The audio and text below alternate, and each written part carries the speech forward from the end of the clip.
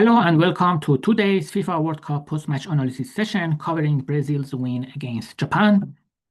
We are going to use TV broadcast tracking data provided by SkillCorner to have a data-driven look into this game.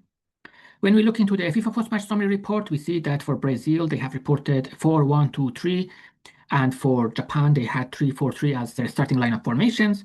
We are going to use the tracking data where you can see on the right side for each player and the ball, you have their coordinates 10 frames per second. In addition, you can see the area in green that basically shows you the TV view at that specific frame. And this is exactly the last goal of the match, or the second goal of Brazil, making it possible for them to go to the next round without going to the extra time.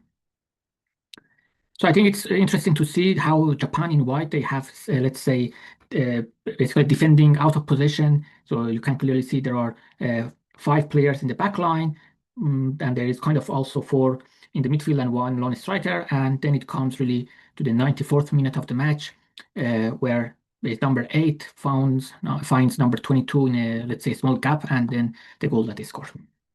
So the method that we are going to use to identify the formations of each team and compare it to what FIFA has reported is documented in my PhD thesis, Identification of Syntactical Formations and Player Positions in Association Football, where simply for each in-play frame, we look for, let's say, 10 outfield players of one team, impose a graph, which we call a shape graph, color the nodes or the players, and the coloring that you can see, the vertical colors we have from dark blue to dark red, showing the vertical alignment of the player from the back line to the front line. And the horizontal colors from the dark brown to dark green, basically telling you whether the player is playing in the left channel, left central, central, right central, or right channel. And the color combinations tell you the momentary tactical position of a player of interest. For example, a player who has been colored dark blue and light green, that translates to being in the back line, in the right center channel, or simply the right center back. So we can pick a player of interest, number 5 from Brazil, and just visualize the coloring that basically we have, let's say, done for the vertical level and also the horizontal level. You can clearly see over the match time, this number 5 was mainly operating from the light blue color, defensive midfield vertically, and also light or gray color for the horizontal level. So you can say the central defensive midfield was the position that he was mainly operating from. But it's also interesting to see that he was also dropping to the back line, as you can see with the dark blue color, and also moving to other channels in the horizontal, let's say, level, whether it's to the side line to the left, or maybe to the left central, right central. So it comes to the first substitution for Brazil, as shown with the gap, and you can see before and after the gap, arguably number 5 still stays as a central defensive midfielder. It comes to the second gap, and more or less the same until the third gap, where you see there is a dot inside this gap. This is the moment that number 5 was taken out and number 17 comes in as a substitution.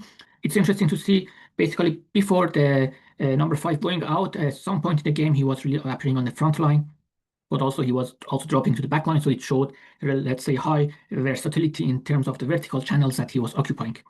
And number 17 comes in. We can more or less argue that he was just a fresh leg for number 5 who was injured. And number 17 basically operated from the same central defensive midfielder until the end of the match. So if we stack the visualizations we have for Brazil over the whole match time, this is the visualization we end up with which we call a position plot, where for each starting player from Brazil on the left, you can see the potential substitution shown on the right side. And by just looking at this picture, we can say that Brazil in this match started the game with a back 4, number 13 at the right back, 4 the right center back, 3 left center back, and 16 left back. And clearly we don't rely on the player names to infer these, let's say, positions and whether they play back 4 or not, but we are looking into the coloring that we have assigned to each player for the vertical and horizontal level. And the dominant colors we see, or the dominant pair of colors we see, for example, for the number 13 is dark blue and dark green. So that translates to him to being the right back. Of course, you can compare, for example, here the right back and left back and say it apparently the left back was playing more offensive than the right back. And that's how you can describe the back line, at least until the end of the first half. Looking into the midfield line, you see number 5, Casemiro. He played as a central defensive midfielder, mainly light blue and also gray for the horizontal level. Number 8, he was a lot of times light red and also light green. So that translates to attacking midfielder for the vertical line and right central channel for the horizontal level, or right attacking midfielder.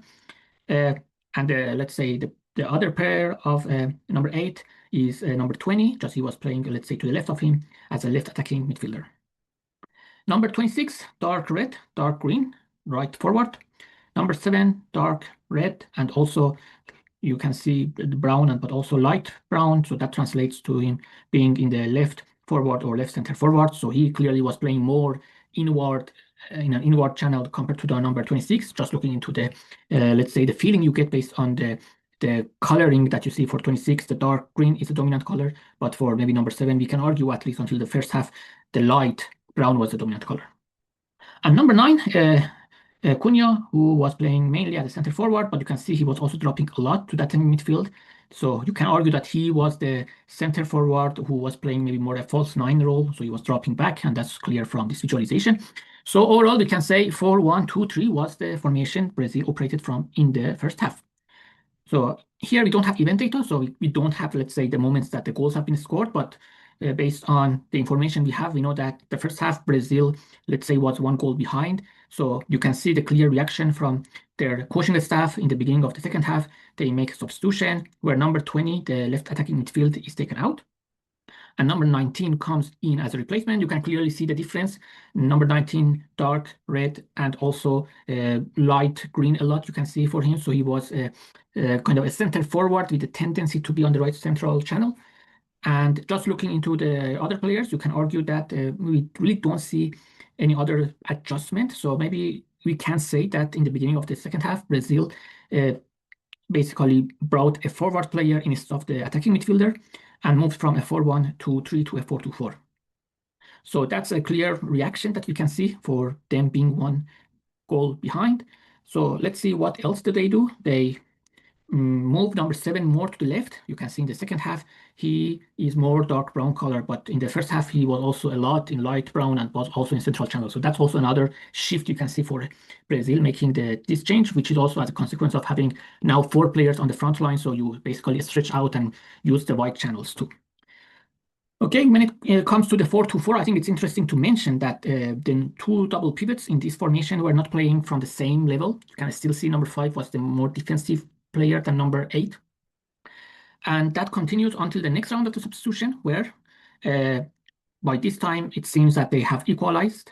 So they are taking out number 9 and bringing in number 22. And you can clearly see that number 22 is more dominated in the attacking midfield line. And you can maybe argue that they brought back a player in the same role as number 20, who was taken out in the beginning of the second half. Kind of the mission is completed, getting the draw at least, not losing. They bring back a player in the same left attacking midfield position. And you can say they moved back to the initial 4-1-2-3 formation. Here, what you can also observe is that we have added a clock in this visualization. This is the hydration break in the first half. And for the second half, you don't have the hydration break because you already have some other signs, the substitution signs, and these are the moments that the opponent made a substitution, Japan. And given that these substitution moments were close to the hydration break, so we didn't need to have these overlapping reference points for us. 1 is enough. And you can also look at that and see really there is no difference before and after these reference points in terms of adaptations that Brazil made. Brazil was changing positions and formations using their own substitutions, and that's also what we see. So it comes, let's say, to the end of the match almost, where you see there is another substitution, number 17 coming in to replace number 5, who was injured. So here they just bring a new central defense midfielder for another one, so just bringing a fresh leg. And then it comes to the last substitution, number 18. And I think here, I feel that this substitution is coming when Brazil has already scored the winner. And I think it's interesting to see that number 18 is coming in, replacing one of those attacking midfielders, and he's playing more defensively. So you can say that, as we have shown here, they are moving back to a different formation. This time it's a 4-2-1-3. So you can see the back 4. You can see the 2 defensive midfielders. You can see this number 22 who goes to that, let's say, attacking midfield role, and then the 3 players on the front line. Yeah, I think that's it, and that's what Carlos Ancelotti has, based on data, we can infer that he has decided to do, the adjustments to make, and starting with a 4-1-2-3, going to a 4-2-4, going back to a 4-1-2-3, and ending the match with a 4-2-1-3. What about Japan? I think we can clearly see based on this visualization that they started the match with a back 5.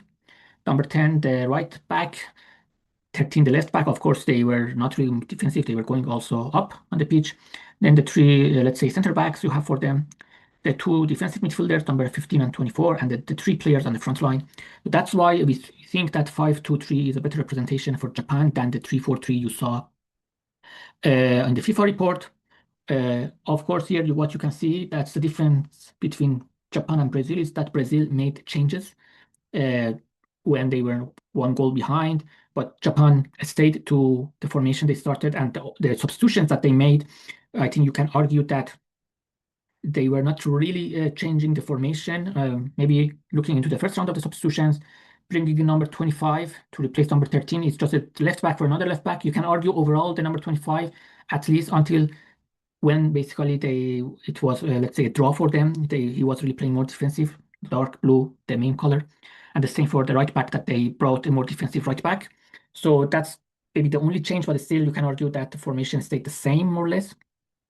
And the other round of the substitution for them, you see in the second round, just changing maybe right wing with another right wing, one of the double pivots with another one, but they were just bringing fresh leg here more or less. And the same goes to the last substitution, taking the left wing and bringing another player on the front line. So it's staying with the front three. I think it's important to mention that making an adjustment in the match doesn't mean that it's a good thing or not. If you can have arguments for each case. Here you can say Japan knew that what they do is right, so they didn't need to change. Or you can say Brazil, let's say, didn't stick to the plan A. They knew they had some other solutions if it doesn't work, so they changed to other formations. And overall, that's how we can just describe what has happened based on data, but we are not really judging whether changing your formation or sticking to it is the right choice. That's the decision that the coach makes, and they are the sole responsible for that.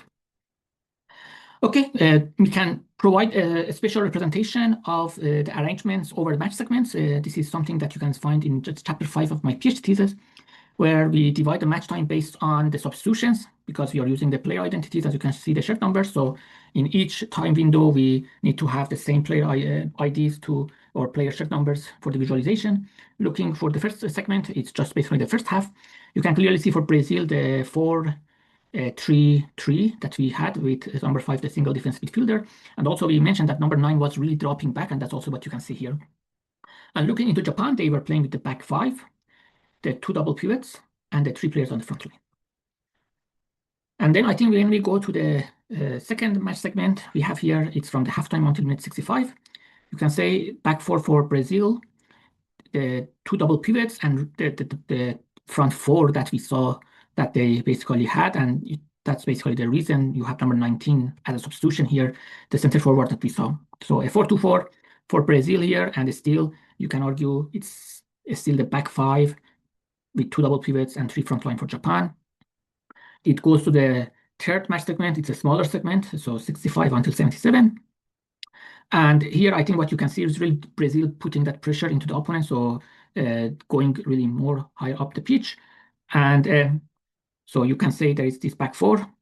Number 5, the single defensive midfielder, bringing number 22 into filling the left attacking midfield. So Brazil going back to the 4-1-2-3 formation and having number 7 to play more wide compared to what you see in the previous segments.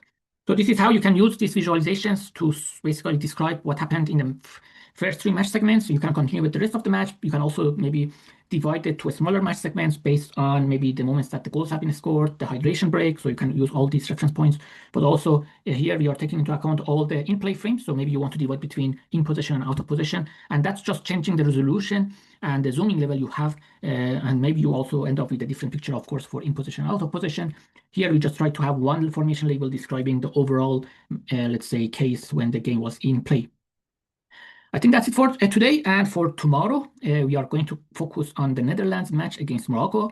I think this match was interesting because it went to the extra time, and we will see how we can use the position plots to, let's say, cover cases that go to the extra time, and probably we will find more dynamics because it just gives more time for the coaches with also the substitution opportunities that they get an extra to change more, and we will see what we can learn from each team and compare that with the public sources. That's it. Thanks for your attention.